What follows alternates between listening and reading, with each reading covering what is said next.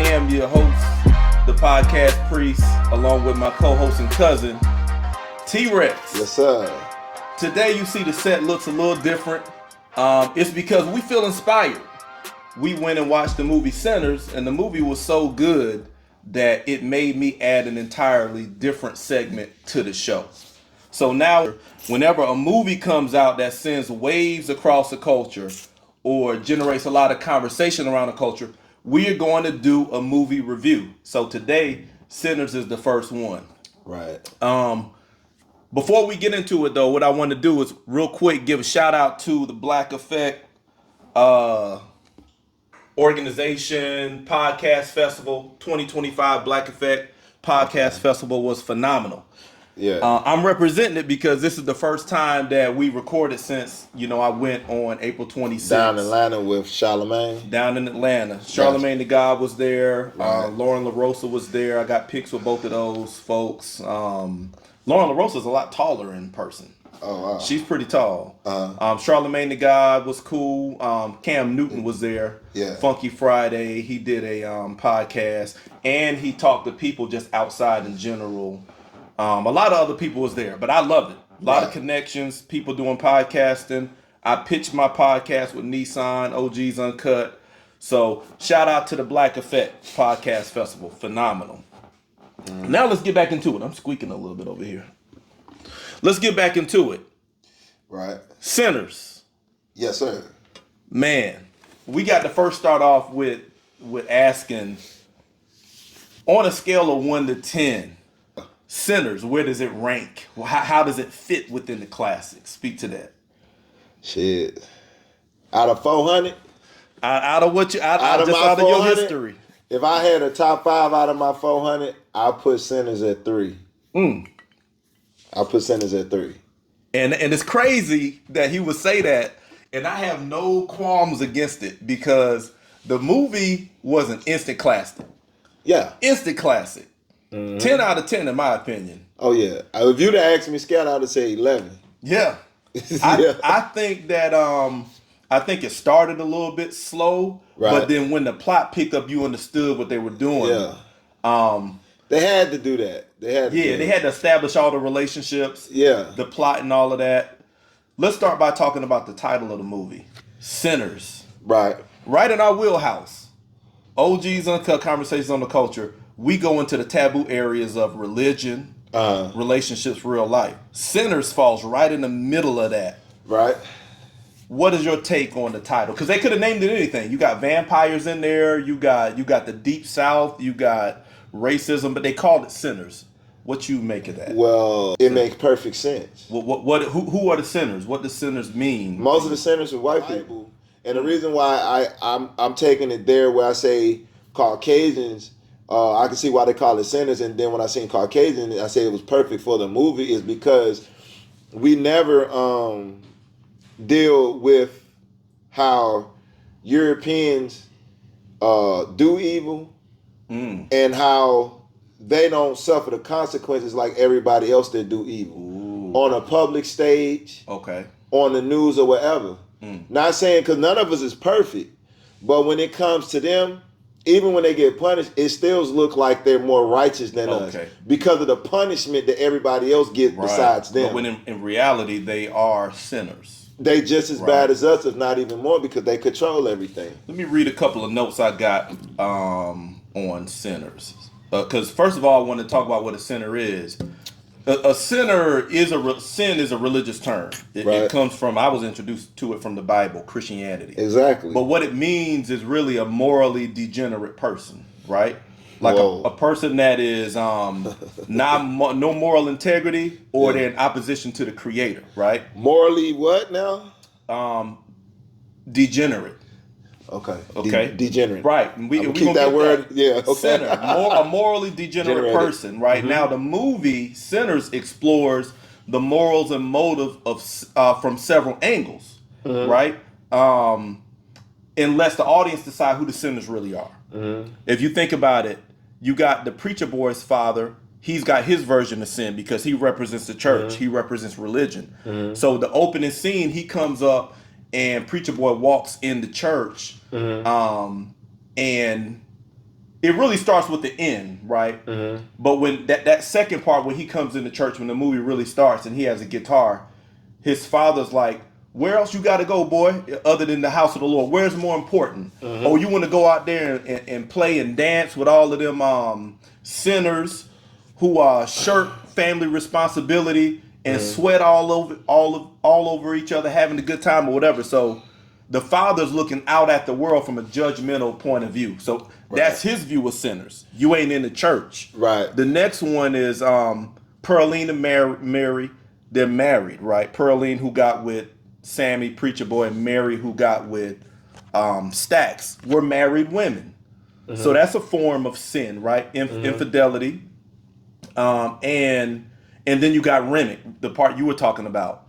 I'm going to call it the white supremacy power structure, right? Mm-hmm. They were sinners because Remick and the vampires were morally bankrupt, right? They didn't care about, they killed, they lie, they cheat, steal, manipulate, empathize with you in order to exploit you. Mm-hmm. Those are all the things that the vampire did, which I think represented white supremacy. So I think the movie gives you those different angles of what a sinner is, not just the church or religious version of what it means to be a sinner. Okay, yeah, I like that definition because it takes religion out of it. That's a definition that you can look up. And you can see, and you can decide where you find it anywhere. Yeah. Right. Now, I see where you're going, and I'm gonna throw a question out there so you can address it along the way. Yeah. The overall message of the movie, I want you to speak to that because you're going into now how the movie takes the term sinners and moves it out of a religious context. Mm-hmm. Because it's as long as it's in a religious context, which is Preacher Boy's father. Yeah. It's only looking from the judgmental perspective of the church. Right. And you can see he had a judgmental perspective. Yeah. Those heathens and those people out there sweating all over each other, not responsible, very judgmental. But when you open it up and just look at a sinner as a person who's morally bankrupt or morally degenerate, then you can look anywhere in the society and see who fits that profile. Yes, sir. So right now you're saying that in the movie, I see a battle not between God and the devil, but between white supremacy and our culture or ancestral. Look what the father said to the son. Ancestral spirituality. Look what the father said to the son. Son, if you keep knocking for the devil, he'll follow come. You home. Why every time when we want to do something, it's devil, it's evil. All the boy wanted to do, he literally said, Dad, I done cropped I'm doing everything everything I had to do. I did all my chores basically. Now I want to get away from this and have some fun. For one, he said you need to be playing the joint in the church. Now, because he said, Dad, what is the guitar doing in the church? I want to. So then, Sammy, and I want to get ahead of myself, but Preacher Boy was kind of in the middle of the battle. Yeah. Because think about it, Remick came to the juke joint because of Sammy and the guitar and his voice. Yeah. We're going to get into what that represents later. Right. But his father also wanted the guitar. His father kept saying, put the guitar down. Yeah. It's because Sammy represented the expression of the ancestral spiritual system. Right? The beginning had to do something with the guitar. Because Sammy said, he looked and saw the guitar there. And he was like, Dad, what is this doing here? He said, well, he said, I came up with some sermons and I want you to play. Right. I want to show the audience that Sammy is representing the expression of the ancestral spirit because he sings and he's a musician. Mm-hmm. You see that there are two entities that were struggling for control of that gift. Yeah. Right? The church is one, his dad. Yeah. Put that guitar down. Play for me. I got a sermon. Yeah. Remick is the other one. Yeah. I heard your voice. Yeah. I heard you even through the walls. He wanted control of it. Yeah. The big reveal here is that religion and Remick are one and the same. Yeah. Remick representing the white supremacist power structure and religion representing Christianity. His father. If we want to play it that way, because what do Remick could be the devil? Because they call Lucifer was in charge of what? You hit church, black people, he was in charge of what? Praise and worship. Right. But they called him the devil in the movie when he was at the door, right? Yeah. And speaking Chinese, it was like, you're the devil. Yeah. But what I'm showing is Remick representing the devil, the white supremacist power structure, and Preacher Boy's father representing Christianity religion. Yeah. Both were trying to get control of the ancestral spirit, the gift. Yeah. That the expression of that gift that Sammy had in the guitar. The guitar is just a representation of our creativity, just musical. You know what I'm saying? Let's talk about that because it mentioned. I think I got on my first card here the griots. Do I have that one up here? I remember the griots, the fire keepers, and the Phillies. It mentioned that in the beginning, and it says like these are people in our culture who hold like the ancestral stories, the memories, the music, and that kind of thing. And then it goes on to say that music can pierce the veil between life and death. Delta Slim was telling the story of one of the Chain Gang guys who got killed, and then he said that when they found all the money on him, they hung him, and they said they cut his manhood. Yeah. What did he do after that? He said,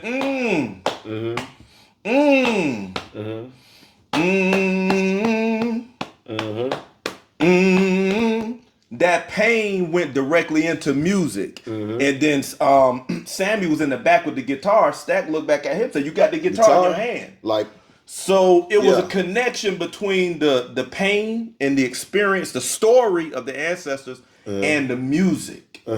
Blues at that time. Music takes away. It's true that the music puts you in another place. Yeah. Just like in church, to get you in the headspace to do tithe and offering, they play music. They play the music. When we was in the military, to take your mind off the run and the pain, you do what? Sing cadence. That's facts. That's big facts. You sing them cadence.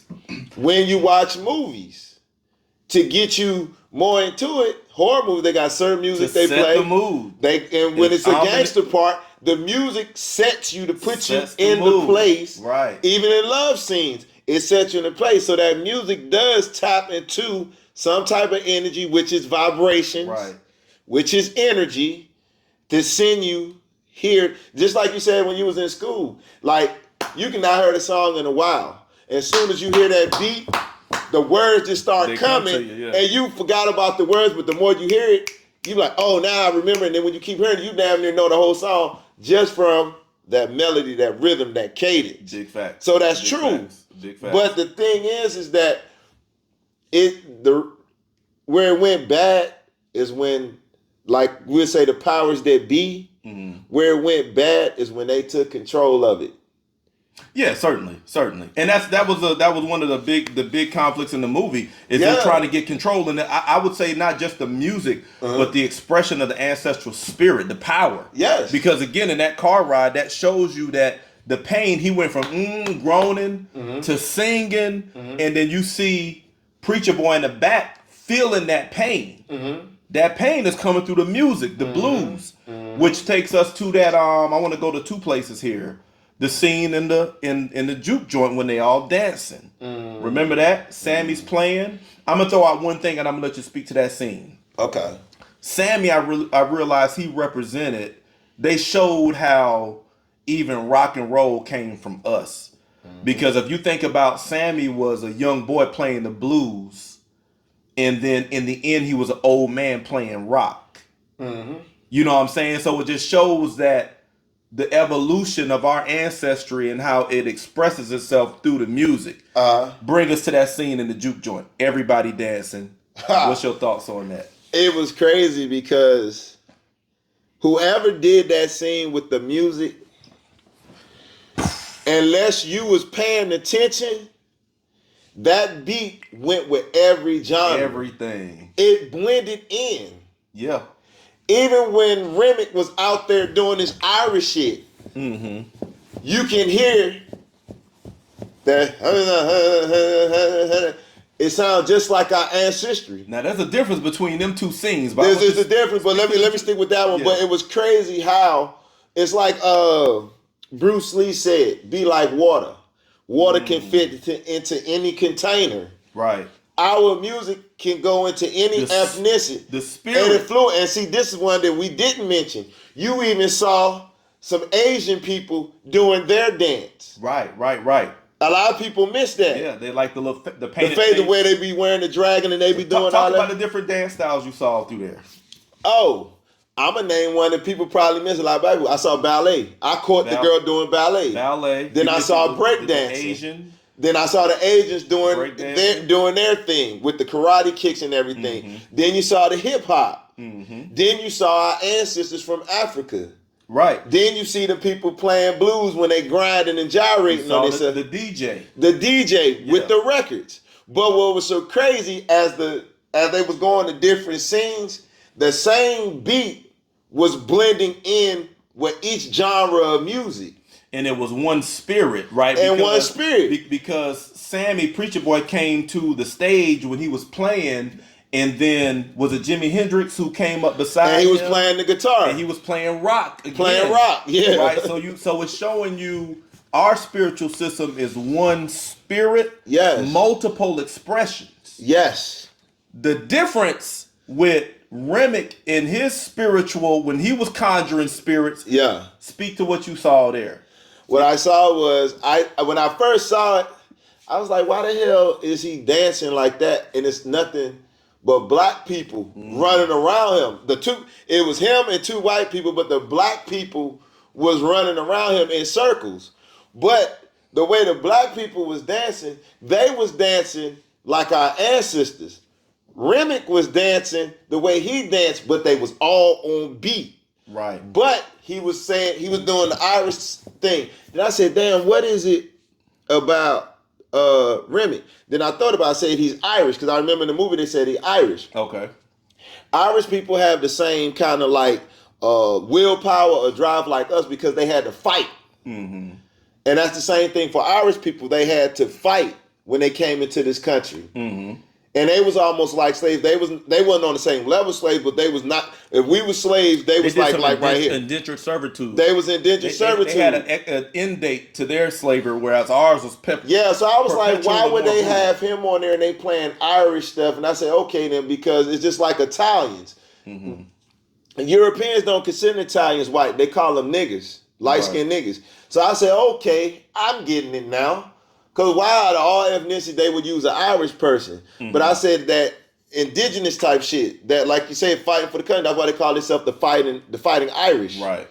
And I was like, oh, okay, now it makes sense. Just like that boxer, the UFC fighter. Right. Conor McGregor, I think. Dude, he acted like a white boy, or was he acting more like a black dude? Gold, the grill, and all this stuff. Yeah. So I said, now I get it. It. Yeah. I'm going to tell you what I saw. What I noticed, a difference between Preacher Boy's music scene in the juke joint and Remick's music scene outside, right? Mm-hmm. Preacher Boy's music scene in the juke joint, one spirit, multiple expressions. Some of the expressions completely different, right? Even alien to one another, but the spirit, the energy is the same. Mm-hmm. What I noticed with Remick, one song, it was conformity. Mm-hmm. His energy was conformity, and it was everybody was centered around him. Mm-hmm. You see in the juke joint, everybody was doing their own thing. It was a different expression for the different times. Remick had everybody on one song, just like that couldn't blend with all them different genres. Just like it was a bunch of different. It was a diversity of people, but one song, and it was all centered on him, just like the white supremacist power system or religion. Yeah, it only gives you one doctrine, one way to get in. Yeah, right. And I think that was the difference between the energy and Remick was dancing, and even when he was dancing and they were dancing around him, it culminated and focused on him. Almost made him like a savior, because remember at the end it went from Irish to it became like a Negro spiritual type thing all around the white savior, all around Remick. And I like what you said, that with Remick it was just for them, but in there, when it was the black boy Sammy playing, it blended in with all genres and damn near all ethnicity, because the Asians was in there. But look at our ancestors. Mm-hmm. We traveled this country and we never took over nobody's stuff, and we shared. We blended in with everybody. We in Asia historically show. When you look at their statues, got the little beady hair, they thought it was by design. No, they The agent was representing our ancestors that came Right. over and taught them. Russia, everywhere our ancestors have been, we always blended in. Even here in America, before slavery, some of our ancestors was over here with the Indians or whatever they want to call themselves, because they don't like to be called Indians. We blended. We never went nowhere to where we caused destruction or told people they had to dance. We're in harmony with. We was in harmony. We nature. never controlled nobody. Mm-hmm. So that's the same thing with that scene where Sammy was playing. Everybody could get in tune with it, but with him, it was controlled and it was censored. Like you said, so I'm just piggybacking. Historically, our energy blends in. I like Everybody that term. jumps on our shit The energy makes room for you to be who you are without being controlled. And Remic's energy, it was controlled. Yeah. It was a I just had to throw that historic part in he there. was a centerpiece in his energy. It was controlled. Everybody was doing the same thing, and everybody was giving all of their power to him. Yeah. He's a vampire, Right. right? What do vampires do? They steal your life force, your blood. Yeah. So they was in the system of white supremacy. What's it do? It's dependent on your life force, your labor, your energy, your talent, and it takes you from you. Same thing as religion. And when I was in the movie, there was a black girl. I know she was black, but I heard at the end when Remick had Preacher Boy in the river and he was trying to get him, right? Yeah. And Preacher Boy started praying. He said, "Our Father who art in heaven." Old girl was like, "There you go." Yeah. But I know she was conflicted a moment later when Remick started praying with him. Hallowed be thy name, thy kingdom, thy will be done, thy kingdom come. He started praying in like a demonic voice. It was showing you that when Sammy was in trouble, he tried to go for religion to save him. He tried to go from his father's spiritual system. Remick is like, nah, they with us.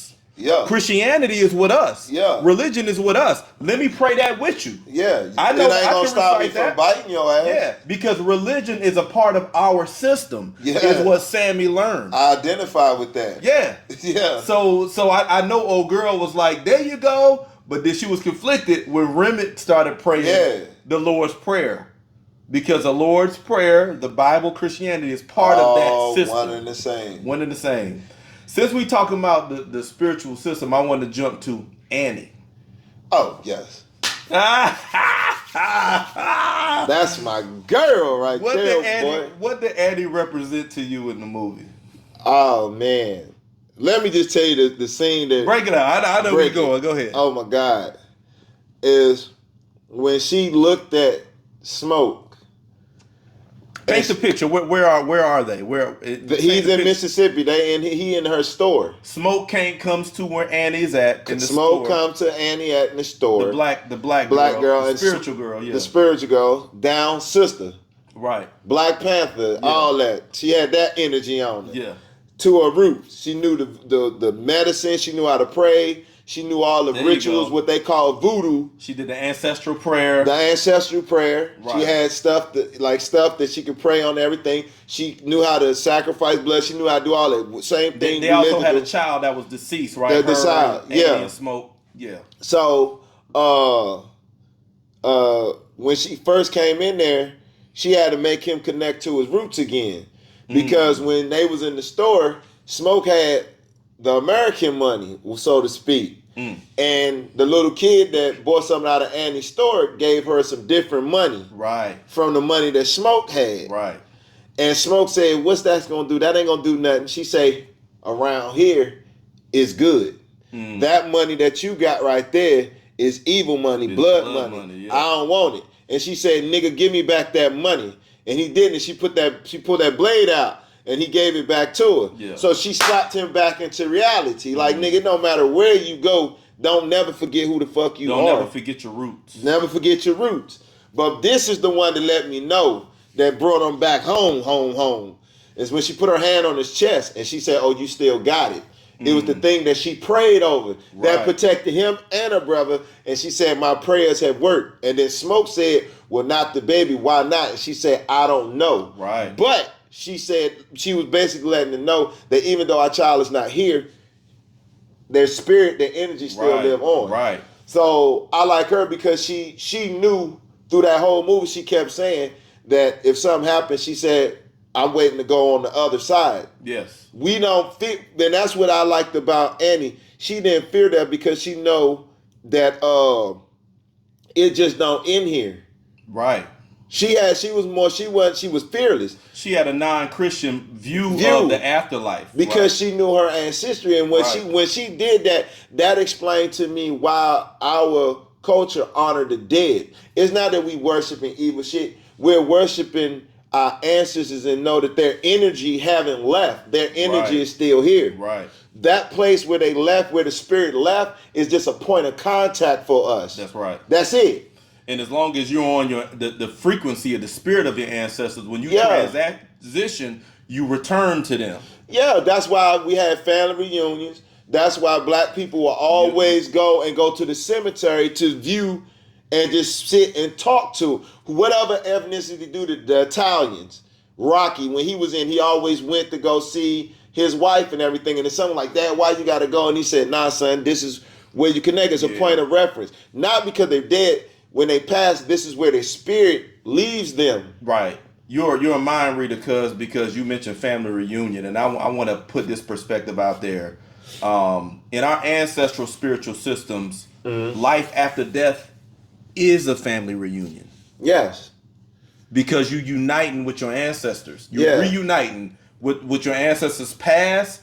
Babies that didn't make it, we saw in the end that the family reunited. So family reunions that we do as foundational Black Americans are spiritual. It's a preview of the afterlife. On this side, it's a preview that's why a preview of what's to come. Yeah, your family reunion, but it's without all the drama because you elevate to a different level. Whereas Christianity, the afterlife looks a lot like here. Yeah. The afterlife talks about kingdoms. It talks about mansions. Yeah. In my Father's house, I have many mansions. If it were not so, I'd not have said that. Jesus said that, right? Jesus said that the kingdom of God is coming and all of that stuff. So the picture of afterlife from religion looks a lot like the structure here: kingdoms, positions, control, right? Whereas our ancestral afterlife goes back to core values, family. It's not about stuff. It's not about positions. It's not about kingdoms. It's not about power. It's about relationships. Family reunion. So I just wanted to point that out. Yeah, and piggyback on what you said, the only way you can get to that unless you do it right. You're gonna go for our culture, for us to get to the other side, to our ancestry. We have to break away from religion, because religion is not going to give us that. We got to break away from Sammy's father and Remick. Yeah, right? You got to break away from that in order to enter, because it's a war between the roots and the religion, the roots and the system. Okay. Yeah, so if we don't pass that test, it's almost like we coming back being reincarnated. Right. We're in purgatory. We're gonna talk about that one. Yeah. Because at the end of the movie, it sets up what happens when you buy into or bite into Remick's system, which is the white supremacist system, or religion versus the ancestral system. That's what religion and the system of white supremacy does, is it severs your connection from your roots. That's why Annie said, promise me, if I get bit, kill me before I turn. Because I want to make sure I reunite with my ancestors. Well, that was in the movie, but she showed you how she connected to Smoke. For one, they was connected because they already had an intimate relationship when they lost their child. But Smoke was gone for a while. Right. And you remember when she sat there and looked at him, he said, you want me to say it? You gonna break me down? He said, I still love you and I miss you. Right. And then she walked up to him. He got vulnerable. And then she walked up to him and said, and she put her hands on his stuff. Yeah. And she said, you still remember me. She said, your body still remembers me. Yeah. That means she's connecting to the source. Right. And she touched him down there and went through his chakras. Right. Came up to his throat chakra, his neck. And grabbed him by his neck. And then she's putting her face around him like she's like she never lost his scent. Right. That was a powerful scene. That I love that scene. Powerful when scene, she said he never forgot, like she can feel his energy. Right.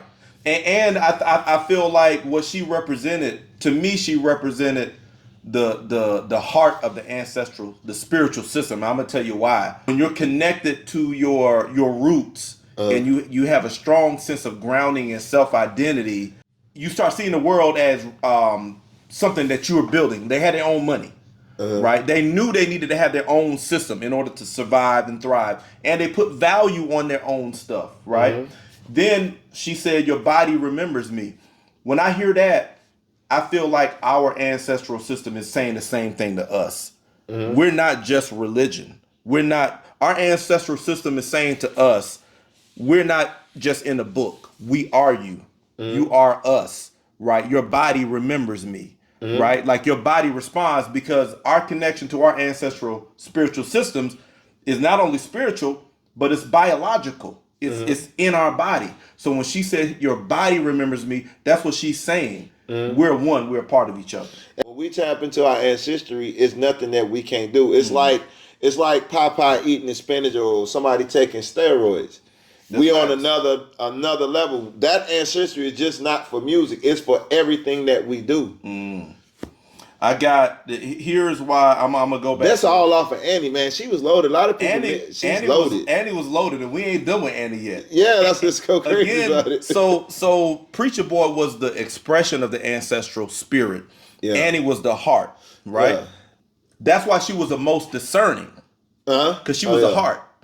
Because connecting to your roots is like man, know thyself. It's you connecting to who you are and learning more about who you are. And when you're familiar with who you are, you're able to see other people for who they are. When you got a clear view of you, you can have a clear view of others. And she had a very clear view of herself. That's why she was the most discerning. Remember her at the door. When who came to the door first? Was it who was suspect? Was it Cornbread? No, Remick came before Cornbread, right? They came first, but they didn't know he was a vampire. They were trying to play music. But I'm gonna show you her discernment. Yeah. Because Remick came, they came looking weird. Yeah. We walking up, we all synchronized and organized. At night. With white, a banjo. Yeah. White with a banjo, you just equipped all of a sudden. Yeah. And they come to the door, Cornbread at the door. Cornbread said, hey, get the twins, come on over.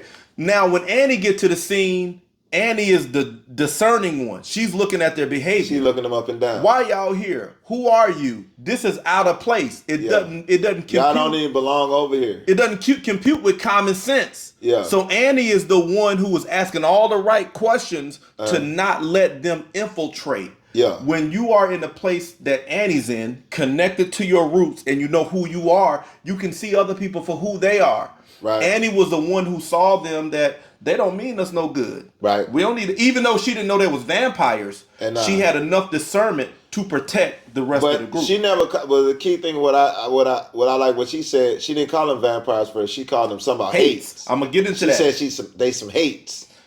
Yeah. So she never. She knew they were white, but it was like she never knew there was something else going on. She never trusted. She never let her guards down when it come to them people. I'm gonna throw out two other points that makes her the heart of the spiritual system. She's discerning. Also, she was the one who found the garlic, the way to the way to get them out of there, and the way to test if you're a vampire or not. Yeah. That's all discernment. Right. And here's the biggest line that a lot of people might miss. You just said it. She said when she saw, she said, you shot old girl, and she kept running. She said, these ain't hates. They vampires. Yeah. The message I got from that, cuz, is that the system of white supremacy is not founded on hate. Right. It's a vampire. The system that Remick represents, the spirit of it is that of a vampire. Why? Because it siphons your resources. It's not motivated by hate. It's motivated by depravity. It needs what you have to survive. That's why it steals from you. That's why it sucks up your spiritual energy. So she's saying we're not dealing with just people who hate us. We are dealing with an entity that's trying to consume our life force. So she was the one who got everybody oriented for battle. We got to know what we dealing with before we can go in here and fight these folks. And it's another thing, man. But this is something that I like about Annie that I liked her too about everything that we're talking about. She never demasculated Smoke. Never. Even in the loving, and even when it came time to get down with the get down, she never gave him no problems. She never argued with him. And guess what Smoke did? Smoke listened to her because he trusted her. Because she did what she was supposed to do as a woman. I feel like she helped keep him grounded and centered. The key word, help. She did, everything she did was help, even when she prayed for him. And when it was time for him to be the protector, she drew back. Right. When it got time to fighting, she drew back, but she didn't draw back. She like, okay, nigga, you start fighting, but I got your back. She was his bottom. And she covered his weaknesses because when one weakness of Smoke, let's talk about the relationship between Annie and Smoke, and then we'll go to the relationship between Stacks and Mary. I noticed that when Stacks got bitten, he was traumatized. A1 acting by Michael B. Jordan, by the way. A1 acting by Remick. Like them guys, they got into that. All the cast did. All the cast did. Annie, all of them. Yeah. But my man that played Cornbread. We gonna talk about Cornbread.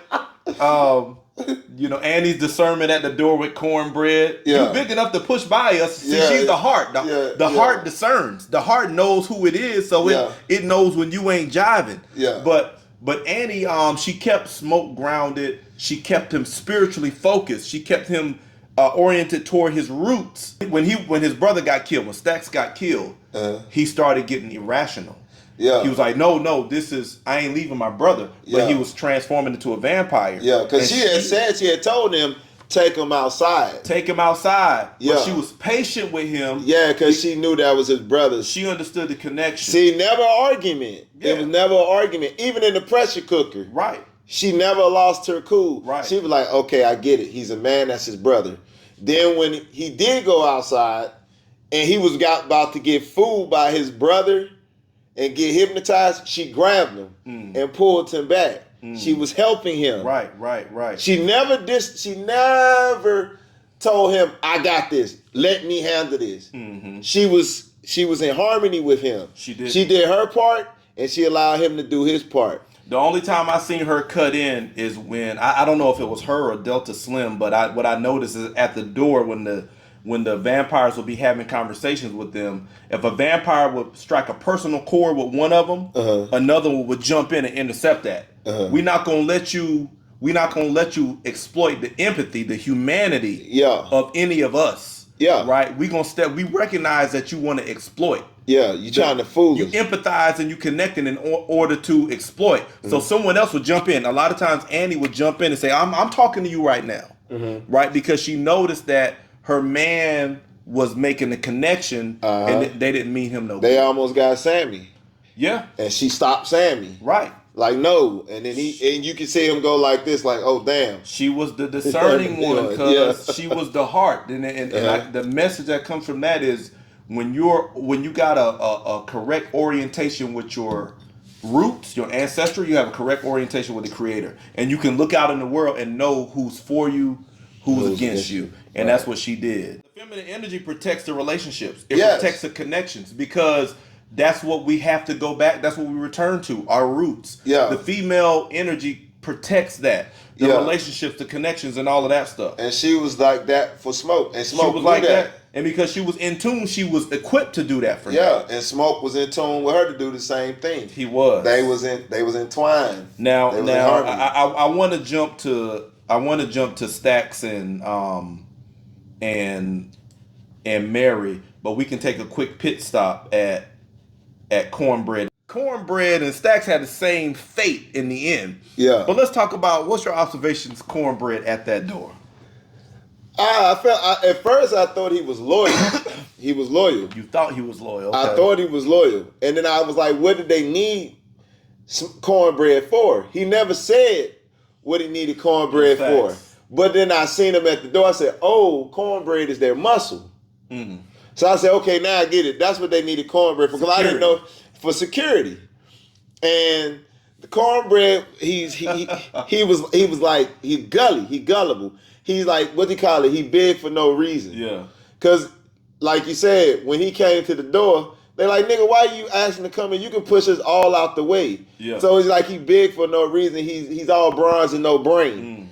But besides that, cornbread didn't act like a nigga.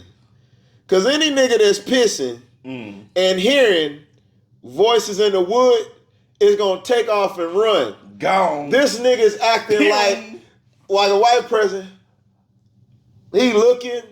I was like, nigga, that ain't even real. Nigga would have stopped pissing instantly and it took off. Wow. That's what I got. So when I seen, I said, cornbread is gully. Cause there wasn't no way a nigga gonna piss and he hearing voices and seeing eyes glowing through the wood and gonna still be fucking standing there. You gone. You gone. You gone. I'm gonna talk about Cornbread and Annie for a second. Yeah. Cornbread was a security at the door. Yeah. Annie actually guarded the door. Yeah. Annie was a real guard of the she was a real access control, not Cornbread. Yeah, because Cornbread should have known when they got to the door, this party ain't for you, go ahead, you not getting it. He shouldn't even had to ask for Stacks of Smoke to come. Right. He already know Smoke and Stacks gonna tell him no white people allowed. Yeah. So that's why I'm saying he was big with no brains. He was gullible. Yeah, he knew enough to call them, but he didn't know enough to deal with them, right? Cornbread was the security at the door, but Annie was the true gate guard spiritually. Yeah. Because she came to the door with discernment. She didn't need muscle. Nah, in fact, when Cornbread got bit and came back to the door, your favorite part, Annie like, well, you big enough to push on past us. Why you won't come in? So Annie's using common sense again, which is our highest spiritual virtue. Yeah, right. When you go back to your roots and you connect to who you are, you reactivate your common sense, which religion shuts off. Yeah, right. Annie's was activated. She like, hold on, you acting weird. We done seen some weird stuff. Yeah. Now you been gone. Yeah. You know, because Delta Slim said there was like where Cornbread at? He went to piss 2 days ago. Yeah. Then he come back. Where you been? Man, I told you I went to talk to a man about his dog. Yeah. He coming out of nowhere. And you said how what you call started looking at him like hey, Delta Slim, he was like, we all just need to get along. Cornbread. Delta Slim like, nigga, what the fuck is this? What the fuck is this right here? He looking at the arms like all of them. This is discernment. Yeah. All of that eye movement, like we watching your movement. Yeah. You awkward. You saying phrases that we don't say. Yeah. You know, like how you say he was glitching out. He was glitching out. Like, and then Smoke came and put the icing on the cake. Yeah. But this is where Annie and Delta Slim came in. Is like, nah, we using discernment. We seeing that something's off. Yeah. You were asking for permission when you've been coming through here all day. Clearly, there's something tied to your need for permission. Yeah. Because it seems that in this movie, the vampires needed permission for them to access you. Once you gave them permission, they dehumanize you. But you got to give them permission first. Yeah. I'm gonna transition to Remick because he represents the system, the white supremacist system, the vampires. Yeah. Let's talk about Mary and Stacks. Mary went out there, and that's how Remick manipulated her. She goes out there, she talks to them, they give her the gold coins, and this is from another time or whatever. Then he said, but you're not here for money. What you're going through is much deeper than money. And she was like, my mother just passed. He connected to her pain. He connected to her. So it's showing you that the system exploits your humanity. He connected to her pain, you know, and then once he connected to her pain, he's like, I got you. He showed who he was. His eyes lit up and he drooled. And she was like, oh that's shit. When she got nervous because she saw the drool. She was like, oh shit. Yeah. And she got up and started walking away. She said, go back to wherever you came from. And then he got her. Yeah. Now she comes to the house. I'm going to give this to you. Her and Stacks. That her and Stacks, compared to Smoke and Annie, was more of a physical thing. because at the beginning of the movie, it was, according to the Christians that love this, their whole relationship was fleshly. It wasn't spiritual. Because remember at the beginning of the movie, she said, "You gonna fuck me hard like that and just leave me?" Right. So she fetishized him. It was a fetish for him. Right. He loved her to a certain degree because he said he'd kill, but he had a fetish for her. So that fleshly, that's why Stax would love the money and she loved the money. That's where they really had a common connection without them even knowing that they had a common connection. It was with the money. That their connection to the system was the money. Yeah. And she, unlike Annie, who was spiritually grounded and could spiritually ground and orient her man. Yeah. Mary was money oriented, sexually oriented. Now I'm gonna still keep tapping on the flesh, how they were still fleshly, because when she got bit and everything, she showed him the gold.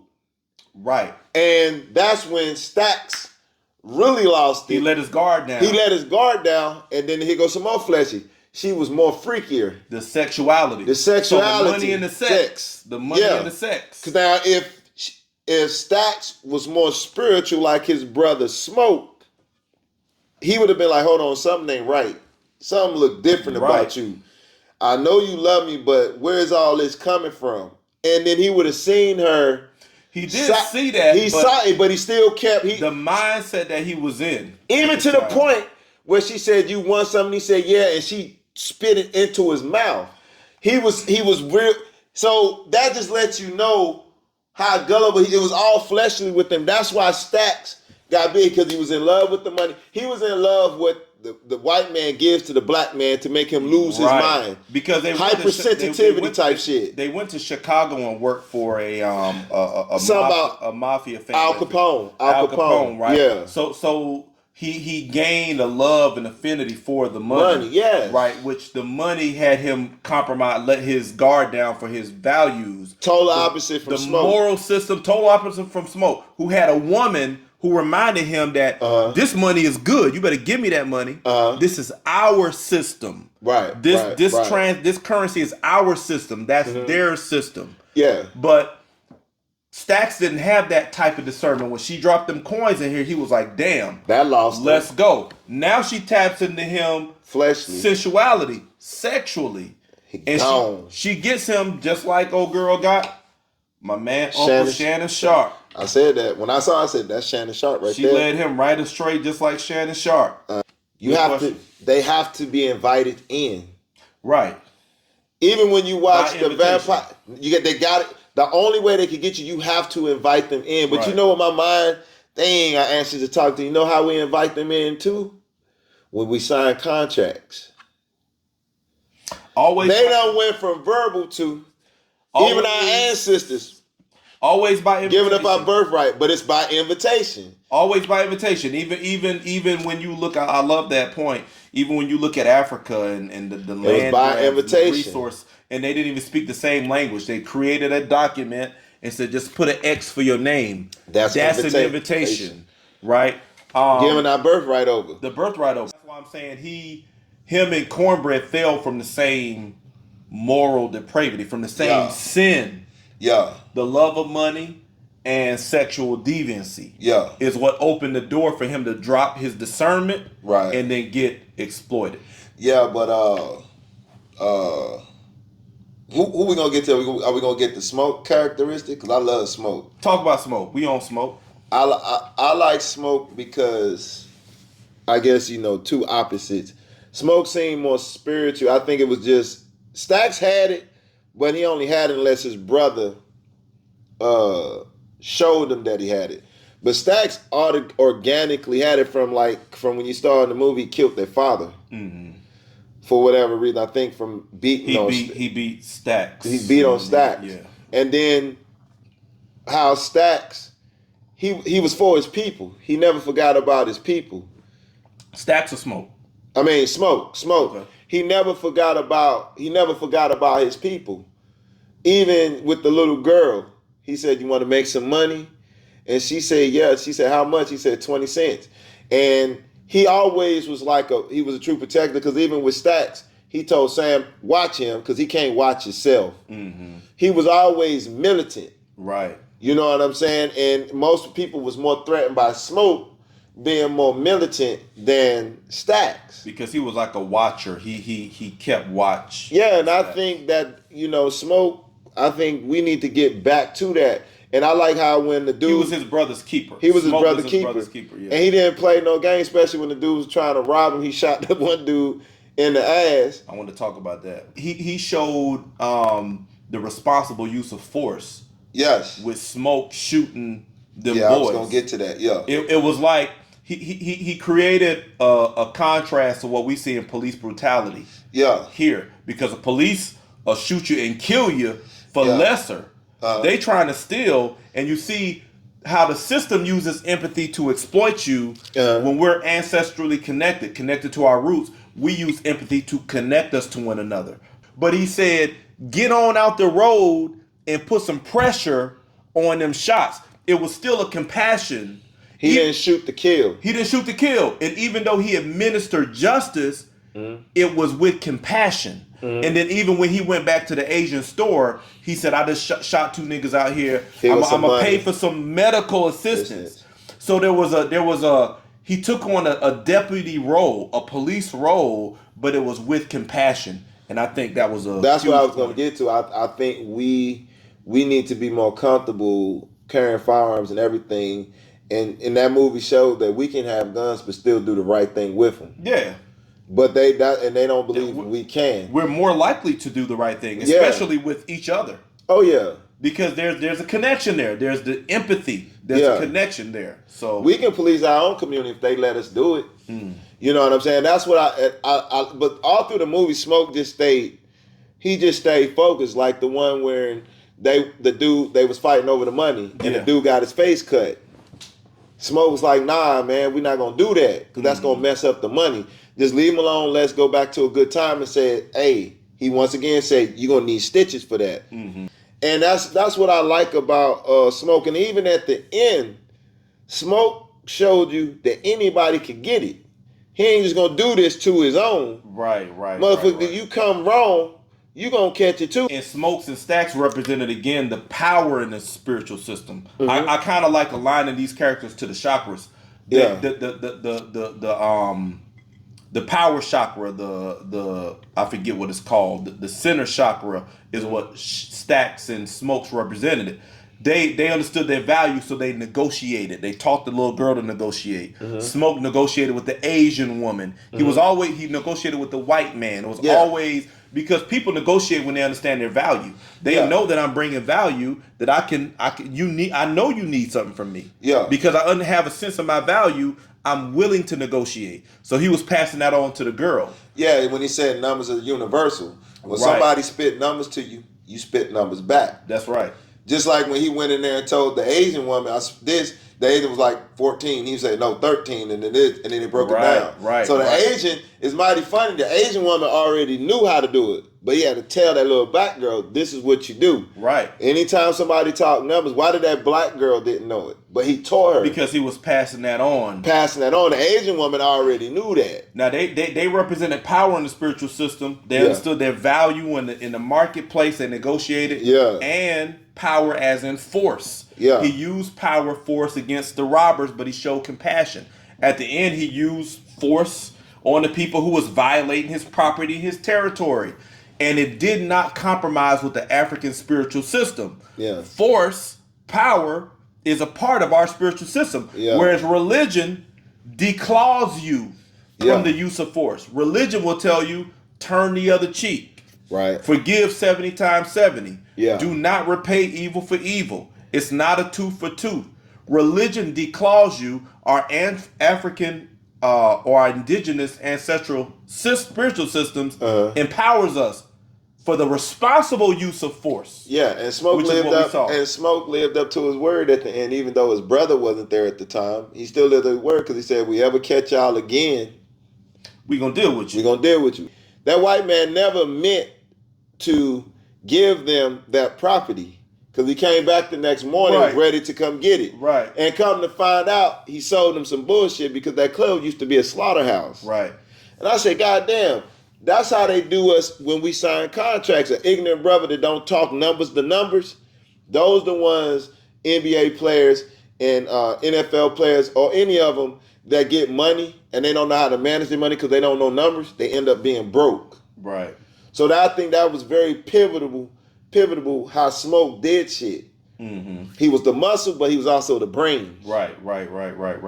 And that's what a lot of young guys got to understand before you sign them contracts. You need to know numbers. Mm-hmm. And then I feel like, too, it just lets you know, it kind of like almost like, who came up with contracts? Mm. And, you know, they hold that to you. White people hold them contracts to you like life or death. And they manipulate you in them, you know. And that's the first thing. You remember, is this your name? Like, I got in trouble at the police station. I signed it, but I made an honest mistake. Right. Just because I signed it, I had to end up paying altogether $5,000. One for the attorney, the expungement, and then the other attorney here, just from signing it. Right. That's for allowing me. That's like me inviting them in. That since they knew at the place. Now they're gonna exploit you. Now they're gonna exploit me because I invited them in because I signed something. It's almost, this movie almost showed like we should stop signing shit. I mean, I think bigger than that is that we should be discerning with who we give our permission to. Because it's not just about, signing is one part of that. Yeah. But who we give our permission to. Even religion, what you got to do? Let Jesus in. Yeah. You have to let him in. Uh-huh. You have to accept him. You have to open your heart and confess with your mouth. Even Jesus is standing even they tell you in church, he's standing at the door, just like them motherfuckers was. Standing at the door. Jesus stands at the door just like Remick was. I know y'all don't want to hear this one. But the religion, Christianity in this movie was one and the same, was a part of the same system as Remick was from. And when you go to church, they say Jesus stands at the door. He needs permission to enter. Uh-huh. Because when he enters, what does he do? Sever your roots and separates you from your ancestral system. You have to obey. And then you have to obey. It's controlled. And then when Jesus entered, you know what music that you're hearing? That Remick dance. Everybody, one song, one movement, whereas your ancestral roots is one spirit, diversity of movement. Multiple It allows you to be who you are because multiple expressions. Yeah. So all right. We long in here, but let's get to Grace, the Asian woman, the Chinese woman. Oh yeah. Chinese woman. I'm gonna throw this ball to you, but put yourself in the scene where they're just about to fight, and she said, "Motherfuckers, come in," and she gives them permission on behalf of everybody to come in. What's your take on Grace and what she represents? Well, I think she was bold enough to do it because she had that privilege. Cause I mean, because I remember you said, I think when we was talking, you was like, they had Asians in there, and you was like, why? And that's when I said, back in them days, Asians used to do the railroad tracks like slaves. Right. A lot of people don't even know Asians was here. But the thing was, what was so significant, she was in a black neighborhood, but she had 2 fucking stores. She had a store. Talk to it. And so she already feel like she's entitled. Regardless if I'm in a black community, I feel entitled. And of course, she had 2 fucking stores. Right. Husband ran the grocery store, she ran the other joint. Right. So of course, when she get in there, instead of asking them, she still feel entitled. And said, come on in. She didn't give a fuck about this is their club. She didn't care who she was compromising. When Smoke went in her store, did he disrespect it? No. He never disrespected it. When he went over there to the other store, he never disrespected it. Good point. But when she get into their establishment, she disrespected to now they have to fight for their lives. And she gave permission to let the enemy in. Now, she didn't feel a connection. A lot of people missed that part, but I did. Missed that point. Great point. And also, she didn't have a connection to them. Yeah. Because whenever Stax got bit and Delta Slim came out and said, party's over, everybody got to go home. He sent everybody out. Yeah. The Asian wife and the husband lingered. And then she told the husband, we came here to help them with the party. We didn't come here for this. Yeah. As soon as conflict arose with them, she said, We came here to help them with the party. We didn't come here for this. Why did she feel that way? Because she had a divided loyalty. Like you said, they already had stores. They already kind of had a position in the system, and they felt like they could move up. So now when the shit hit the fan, she like, hold on, we're not connected. We don't want we want business, but we don't want their trouble. Yeah. We not that aligned to them. Here's what I'm getting at. She had a divided loyalty. So her anger for the vampires was different than Stacked or than Smoke and Andy. She didn't give a fuck about them. She didn't give a fuck It about was them. selfish. She gave a fuck that she felt she was betrayed in their system. Now, even when she died, if you remember this part, she stabbed the vampire, but she burned along with it. Yeah. She wasn't fighting to protect everybody. She was fighting for a personal vendetta. So personal that she burned. She sacrificed herself on one vampire. So she even though she was amongst them, she wasn't really with them. And I think it's interesting that her name is Grace, which is also associated. Because she ain't show us no fucking religion. grace. She ain't show us no grace. Yeah. And that's also a religious term. Yeah. You're saved by grace through faith and not by works, not by the work that you do. So she represented kind of that term that is with the religion. So it's like I said, that the brother that did it and gave the names, he gave them names for a reason. he did. He gave Smoke your ass with a gun. Power. Stacks, love and money. Stacking money. Stack up that money. So he was in love with money. Power. See, boy, y'all don't even know how deep we are. We on some spirit. They don't even get it. Different types of the power. names fit the character. Different types of power, and I feel like they kind of it's a spiritual system that he incorporated into the movie. Yeah, even down to the names. Again, the power chakra, Smoke and stacking that money. That's power. Smoking you, like he smoked them folks. Yeah, that's smoke. That's power, right? Annie is the heart. That's a heart chakra. She's the centerpiece, the discerning piece. Sammy, preacher boy, is the throat chakra, the voice. Right? He speaks. He expresses the voice and the sentiment, the pain of the ancestors. So you could even you talk about my man. What's his name? The old school dude, the black dude that drank.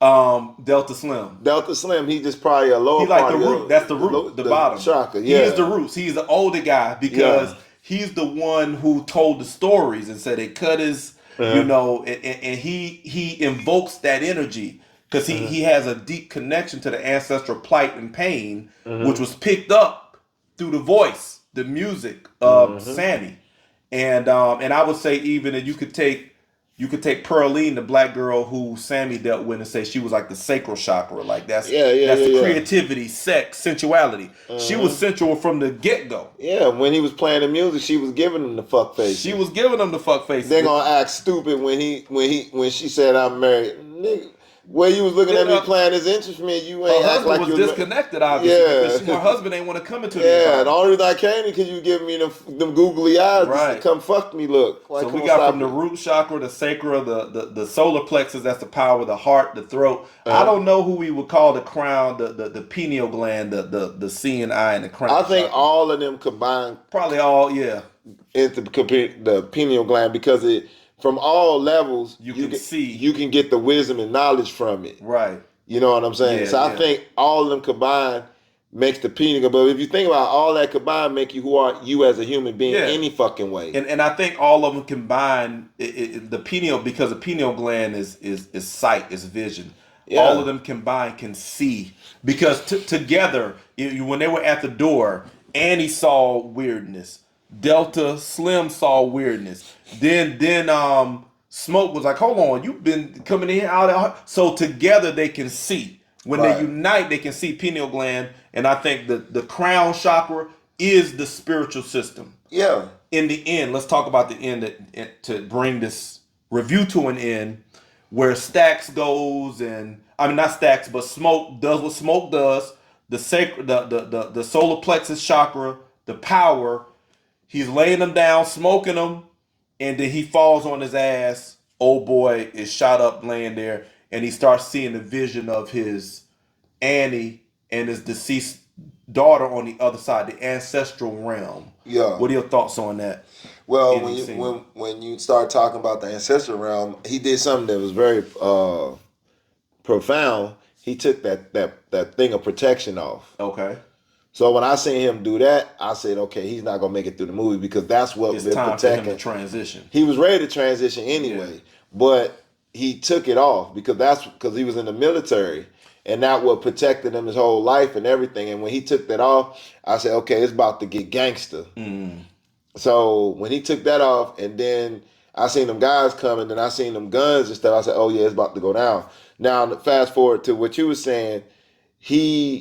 I guess since that girl had groomed him to a place where he can tap into the spirit, the physical realm and the spirit realm, because he was sensitive. And when he was sitting there, he can feel that his body he can feel that he's about to transition over. Right. And that's when he saw her holding the baby, but he was smoking a cigarette. He was coming to terms. He's like, how people say when they ready to go, they can see them and they like whatever. So when he was smoking, she said, you can hold the baby, but you got to put the cigarette out. It was showing that he was in the physical realm, but in the spirit realm at the same fucking time. Right. So he put the cigarette out. He about to reach for the baby. Like, it was like some multiverse type shit, like Doctor Strange type shit. Yeah.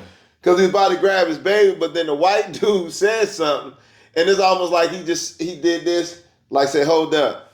Came back in the physical realm, gunned him down, and was like, okay, boom. But what's so unique about it, he did not feel guilty for killing them people. Because, in the Christian world, you can't get in if you kill somebody and all this. Right. This nigga killing everybody, but he's seeing the spiritual side. And the spiritual side that he's seeing, he ain't seeing no demons and monsters no devils. It did not condemn his actions. It did not. He's seeing heavenly shit. His girl in all white. Right. Baby that he never got to see, newborn baby.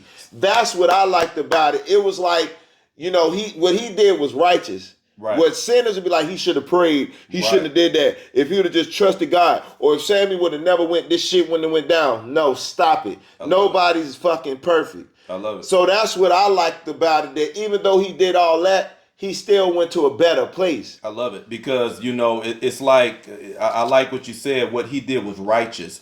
What he did was not sinful, as the title of the movie, Sinners. Yeah. Right. And it shows you that in our roots, in our ancestral spiritual system, there is a place for us to protect ourselves. Yes. There is a place for the responsible show of force when it comes to protecting and preserving the integrity of our family, our ancestral lineage. And that's exactly what he did. That's why there was no interruption when he was reaching into the spirit for his baby. And then when he came out to mow old boy down, he dropped the gun and went right back into the spirit, because there was no conflict between how he used force and where he would transition to in the afterlife. How he lived his life. Because the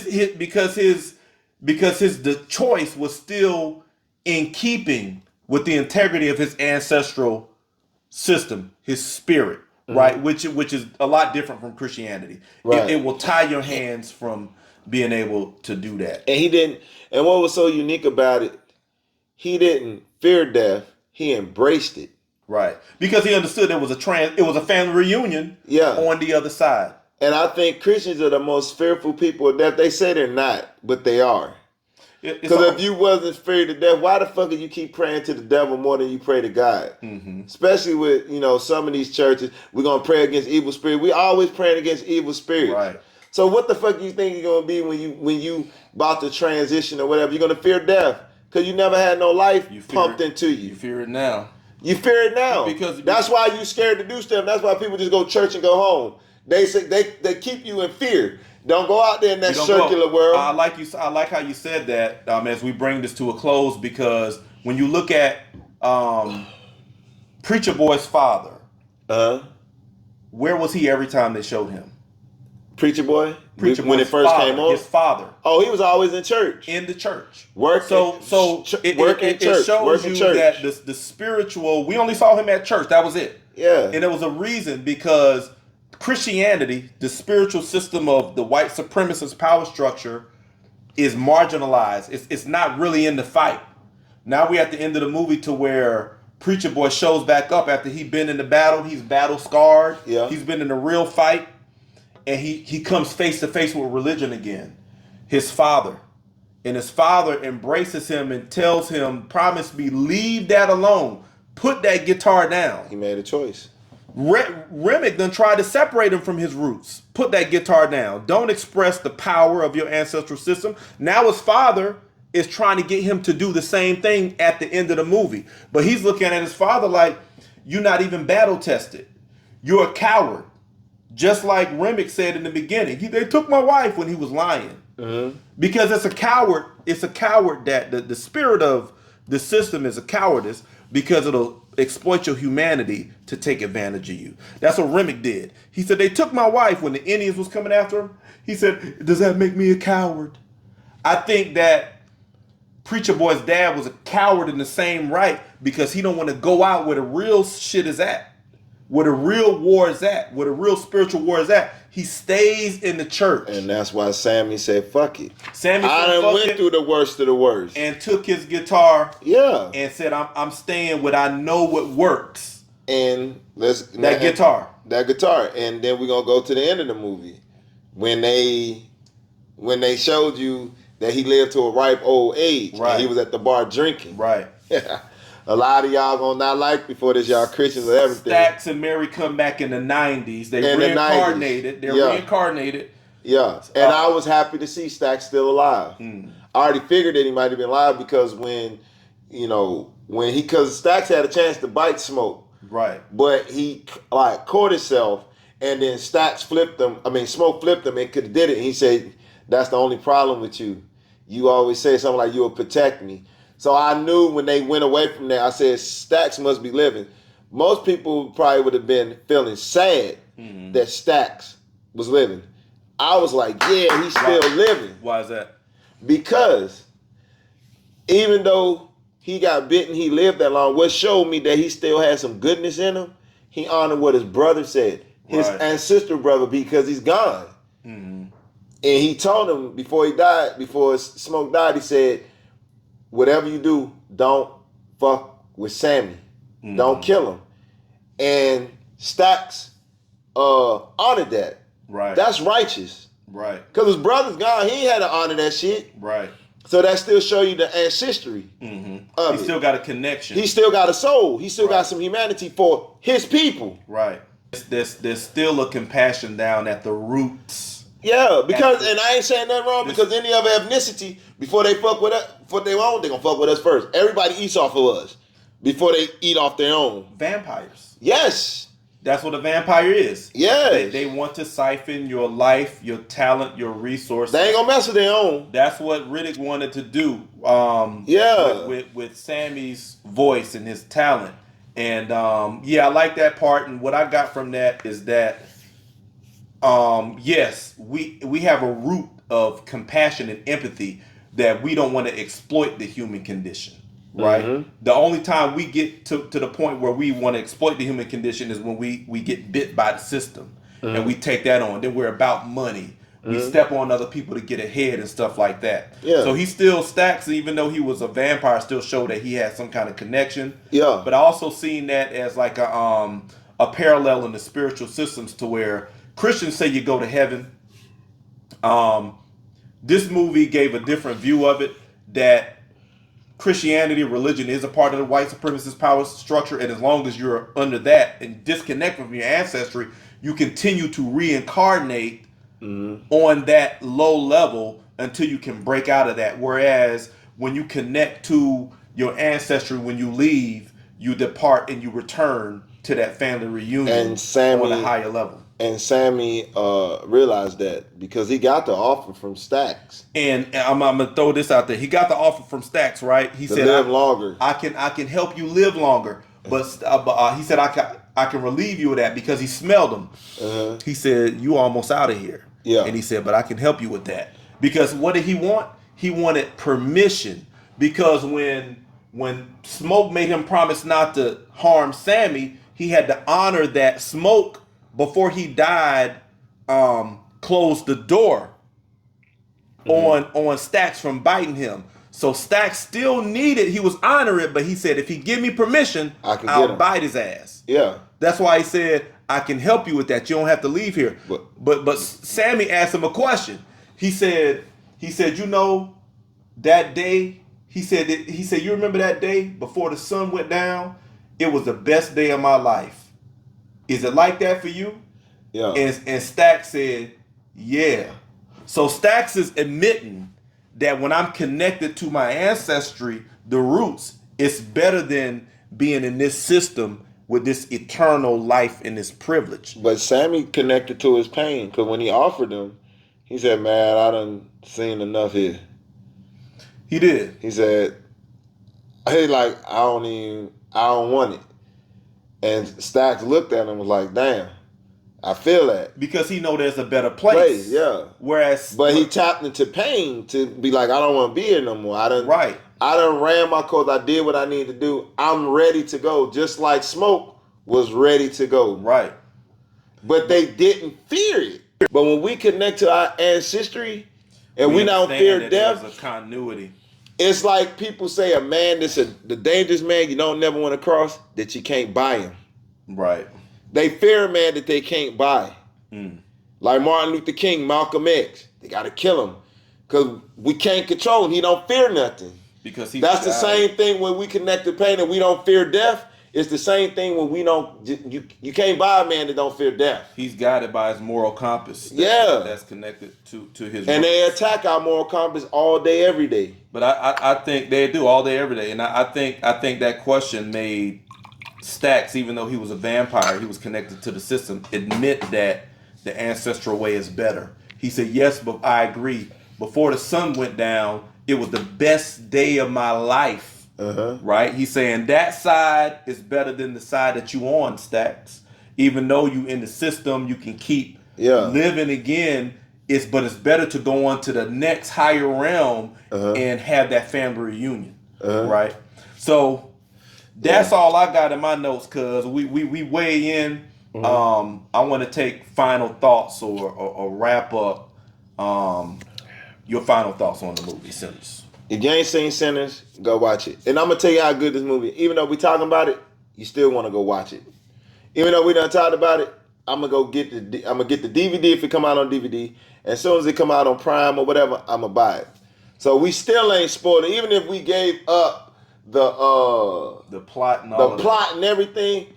If I heard somebody talking like we talking, shit, I still want to go see the movie. I gotta see it for myself. It can't be this good. That's a great point. The movie is such an experience, and I feel like it's in alignment with the spirit of our channel. OG's Uncut Conversation on the Culture. Yeah. Unlike a lot of channels, we focus on religion, relationships, real life. And this movie falls smack dab in the middle of that, especially with the way Ryan Coogler, his treatment of Christianity, as opposed to our ancestral spiritual systems and roots, the conflict and the clash between that, and the power we get from reconnecting with our roots as opposed to religion was phenomenally laid out in the movie. And that's the spirit of our channel.